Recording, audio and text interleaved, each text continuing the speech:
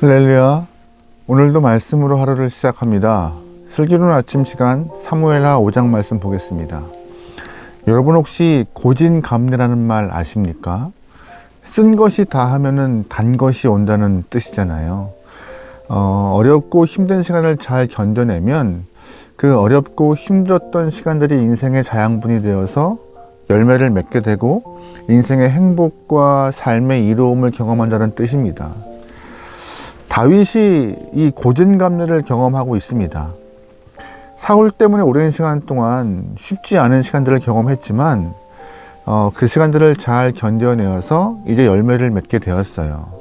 사무엘하 4장 말씀을 보니까는요, 여러분 기억하시겠지만 북쪽 이스라엘 11개 지파 사람들이 사울의 아들 이스보셋을 왕으로 추대하여서 이렇게 지내고 있다가 이스보셋이 부하들에게 살해를 당합니다.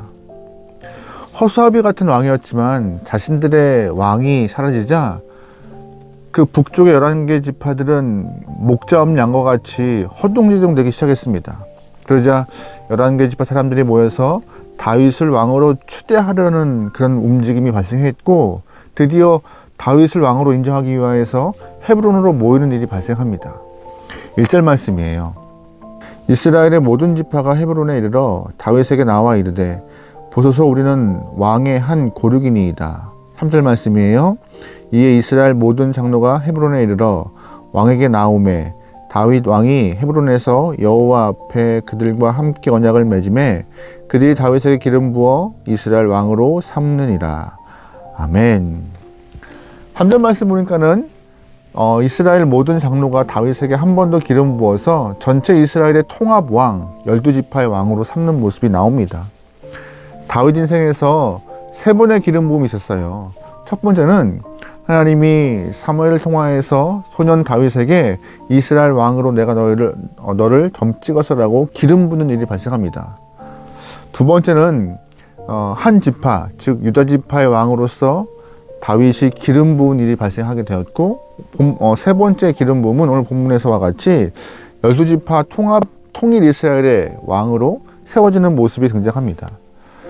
다윗의 이 3번 기름 부음은요, 구원론적으로 본다면은요, 하나님께서 구원을 완성해 나가시는 그런 과정과 단계를 좀 볼 수 있어요. 처음에 우리가 예수를 구주로 믿고 하나님을 아버지로 고백하는 순간 하나님은 우리의 행위와 상관없이 우리를 의롭다고 인정해 주십니다. 구원으로 인도하시는 거예요. 이것을 조금 어려운 말로 말하면 칭의라고 하잖아요. 전혀 의롭지 않은데 내가 마음으로 하나님을 믿고 입으로 주를 고백하여서 의롭다고 인정해 주시는 거예요. 그러나 이 칭의 차원에서 구원의 완성은 아닙니다. 입으로 또한 마음으로 믿음을 통하여서 구원의 길에 접어들게 된 것이죠. 하나님을 의롭게 여기고 하나님을 통하여서 의로움을 내가 임명받은 거예요. 그렇다면 입으로만 의로운 게 아니라 마음으로 의로운 게 아니라 삶으로도 의로운 삶을 살아내야 하나님의 마음에 합한 구원의 모습을 완성해 가는 거잖아요. 성도가 성령님과 함께 온전하고 거룩한 삶을 살아내는 것, 그래서 내 내면과 육체까지 완전한 구원의 도구로 삼으시려는 하나님의 마음을 우리가 완성해 나가는 것, 이것을 성화, 성결이라고 말하고 있습니다. 이스라엘 사람들이 출애굽하는 과정에서 어린 양의 피를 문설주에 발라 죽음의 상황들을 벗어나서 구원을 경험해요. 그런데 그 과정에서 구원받은 이스라엘 사람들을 하나님이 뚝 떠서 구름에 앉혀서 가나안으로 옮기신 것이 아니에요. 40년 동안 광야에서 살게 허락하시고 겉사람과 속사람 모두 완전한 구원을 이뤄가기 위한 훈련 과정을 거쳐 나가면서 생명으로 인도하시는 모습을 보게 됩니다. 마찬가지예요. 하나님이 다윗에게 기름을 부어서 너는 왕이다 라고 명명하셨던 그 모습이 칭의예요. 다윗의 능력, 그의 모습, 삶 상관없이 그를 의롭다라고 너는 왕이다라고 찍으신 것이죠. 그 이후 다윗이 15년 정도 광야에서 왕으로서 또한 하나님의 목자로서 하나님이 세우시는 그 어린 양을 돌보는 목자로서의 훈련을 받게 돼요. 그것이 성화, 성결의 과정인 것입니다. 이 성결의 과정을 성실히 이끌어내시고 하나님의 인도하심을 잘 따라서 가게 된다면요, 마지막 날 하나님의 아름다운 구원의 완성을 경험하게 되는 영화의 차원에서 구원이 이루어져요. 이게 구원의 완성이거든요. 본문은 그래서 이 이스라엘 사람들이 다윗에게 세 번째 기름 부으심을 통하여서 구원의 완성을 이뤄가는 것과 같이 이스라엘 왕으로 완성해 가는 그런 단계를 우리는 볼 수 있어요. 구원은 쪽의 의미에서 칭의, 성화, 성결, 영화, 이 구원의 완성을 가르치는 말씀이 오늘 본문의 이야기고, 또한 이 모습을 우리가 엿볼 수가 있습니다. 그래서 성경은 칭의의 차원에서도 구원을 말해요. 또한 성화의 차원에서 두렵고 떨리는 마음으로 구원을 이루라 라고 우리에게 언급하기도 하고요. 그뿐인가요? 마지막 궁극적으로 영화의 차원에서 구원을 완성하기 위하여서 구원을 이루기 위하여 중간에 포기하지 말고 끝까지 구원을 이뤄가라라고 우리에게 교훈하기도 합니다. 성경은 이 세 가지의 모습이 다 있어요. 그러므로 우리가 우리의 삶에서 칭의의 차원, 의롭다고 인정받았던 내 삶의 모습과 내 삶의 결과와는 상관없이 의롭다 인정받았던 그 칭의의 차원에서의 구원만 끝내는 것이 아니라 우리의 삶이 성결의 삶까지 이어가야 할 것이고, 그 성결의 삶을 통하여서 마지막 심판날 구원의 완성된 모습으로 영화의 구원까지 다 이뤄낼 수 있는 저와 여러분들은 좋을 것 같습니다. 신앙이 어린아이와 같이 계속 젖먹이 신앙이 아니라 점점점 장성하여서 하나님이 원하시는 모습까지 커나가는 모습, 그래서 열매를 맺고 주 앞에 영광 돌릴 수 있는 여러분과 저의 귀한 삶이 되면 좋을 것 같습니다. 이제 다윗은 공식적으로 이스라엘 왕이 되었어요. 왕이 된 이후 다윗이 첫 번째 한 일이 뭔지 아세요? 수도 이전이요. 유다 지파의 왕으로서 다윗이 생활할 때는 헤브론이라는 도시 자체가 유다 지파의 안에서 생활하기에 불편함이 없었습니다. 그런데 12지파 통일 이스라엘 왕이 되는 순간 헤브론이 이스라엘 남쪽에 너무 치우쳐있기 때문에 저 북쪽까지 그 다윗의 통치력을 뻗기는 시간도 지리적으로 편치 않았어요. 그래서 이 헤브론에 있는 다윗의 거처를 중앙쪽으로 옮기는 과정, 그 일을 왕이 된 이후 처음 시작합니다. 그래서 새로운 수도 건설을 목표로 어떤 성이 좋을까 보다가 다윗은 이제 한 성을 선택하고 그 성을 점령하려 합니다. 그것이 바로 예루살렘이에요.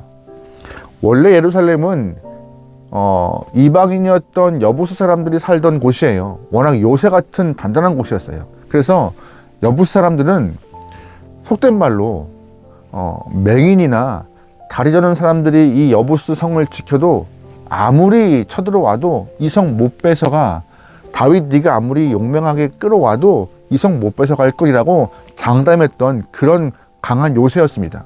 하지만 다윗과 용맹한 군사들이 여부스의 성을 탈취해요. 10절 말씀이에요. 만군의 하나님 여호와께서 함께 계시니 다윗이 점점 강성하여 가니라. 아멘. 결국 하나님과 함께한 다윗은 여부스 성을 함락합니다. 함락 후 이 여부스 성의 이름을 다윗성 시온성으로 개명하고 나중에 이 성이 예루살렘이라는 이름으로 바뀌어버려요. 다윗이 왕으로서 두 번째 한 일은 블레셋 정벌입니다. 블레셋 사람들이 다윗이 왕이 되었다는 얘기를 듣고 놀란 거예요. 다윗 한때 우리 블레셋에 망명한 사람인데? 라고 하면서 다윗을 보러 온 거죠. 근데 보러 온 게 아니에요. 만만해서 치러 온 거예요. 여러분 잘 아시겠지만 다윗이 한참 광야에서 피난 생활할 때 사울의 눈을 피하여서 블레셋 가드왕 아기스에게 잠시 망명한 일이 있습니다. 그래서 블레셋 사람들은 가드왕 아기스를 이렇게 내세워서 다윗을 만나러 온 것이고, 또한 전쟁하에서 손쉽게 이스라엘을 점령하러 온 거예요. 그런데 다윗은 거기에 하나님의 마음을 갖고 반응합니다. 17절부터 19절 말씀이에요. 이스라엘이 다윗에게 기름 부어 이스라엘 왕으로 삼았다 함을 블레셋 사람들이 듣고 블레셋 사람들이 다윗을 찾으러 다 올라오매 다윗이 듣고 요새로 나가니라. 블레셋 사람들이 이미 이르러 니비딤 골짜기에 가득한지라. 다윗이 여호와께 여쭈어 이르되 내가 블레셋 사람에게로 올라가리이까 여호와께서 그들을 내 손에 넘기시겠나이까 하니 여호와께서 다윗에게 말씀하시되 올라가라. 내가 반드시 블레셋 사람을 내 손에 넘기리라 하신지라. 아멘. 여부 사람들의 성을 점령한 이후 이스라엘 사람들은 한껏 사기가 올라왔는데 그 과정 가운데 다윗은 그 충천된 사기를 이용해서 단번에 블레셋과 전쟁하지 않고 하나님께 여쭤봐요. 교만함이 없어요. 하나님 어떡할까요? 올라갈까요? 말까요? 하나님은 다윗에게 올라가서 저들을 치라. 내가 너에게 저 블레셋을 붙일 것이다 라고 말씀하시죠. 다윗은 하나님의 말씀을 믿고 용감하게 나가서 싸웁니다. 결국 승리하죠. 하지만 그 이후 블레셋이 쉽게 물러가지 않아요. 한 번 더 올라와요. 다시 한번 싸움을 좀 걸어오는 것이죠. 22절 말씀이에요. 블레셋 사람들이 다시 올라와서 리비딤 골짜기에 가득한지라. 다윗이 여호와께 여쭈니 이르시되 올라가지 말고 그들 뒤로 돌아서 뽕나무 숲을 맞은편에서 그들을 기습하되. 아멘. 블레셋 사람들이 계속 도발하자 다윗은 한 번 더 기도합니다. 하나님 어떻게 할까요? 하나님은 이번에 다윗에게 전면전이 아니라 기습을 하라고 알려주셨고 다윗은 그 말씀에 순종하여 블레셋을 기습하여서 승리합니다. 이 모습 잘 보시면 돼요. 하나님 앞에 철저히 훈련받고 훈련을 통하여서 주님께 순종했던 그 모습. 어떤 일이 있어도 하나님께 기도를 여쭈고 답을 얻어서 움직이는 그 다윗의 모습. 세 번째 영화를 이뤄가는 그런 모습이고 아버지 앞에 하나님 앞에 완성된 훈련된 자의 모습을 보여주고 있는 다윗의 모습을 살펴볼 수 있습니다. 다윗은 광야에서 하나님께 묻는 훈련, 기도하는 법을 훈련받았습니다. 물어볼 사람이 없었어요. 자신의 왕도 아버지도 자신을 인도할 만한 능력과 힘이 없었기 때문에 다윗은 살기 위하여서 하나님께 물었어요. 그때마다 하나님은 답을 하셨고 그 답에 순종했던 다윗의 모습, 그 모습이 구원의 완성을 이뤄가는 사람들의 모습임을 우리는 잘 기억하면서 오늘 본문 보세요. 묻고 답을 얻어 행동하니 전쟁에 승리하는 다윗.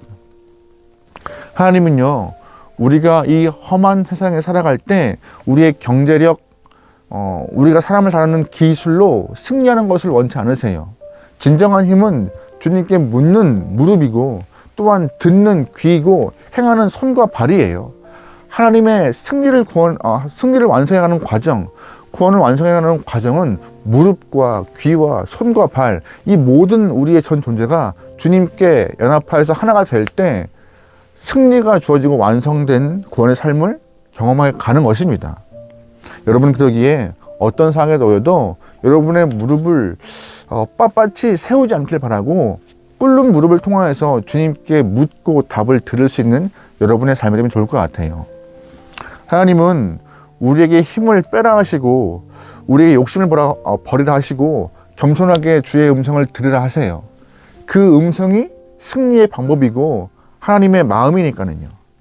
여러분 그러기에 우리가 좀 건강한 신앙생활, 승리의 신앙생활을 원하시는 여러분이라면은 우리의 무릎과 우리의 마음과 우리의 모든 전 존재가 주님께 연락될 수 있는 귀한 삶이 되길 소망합니다.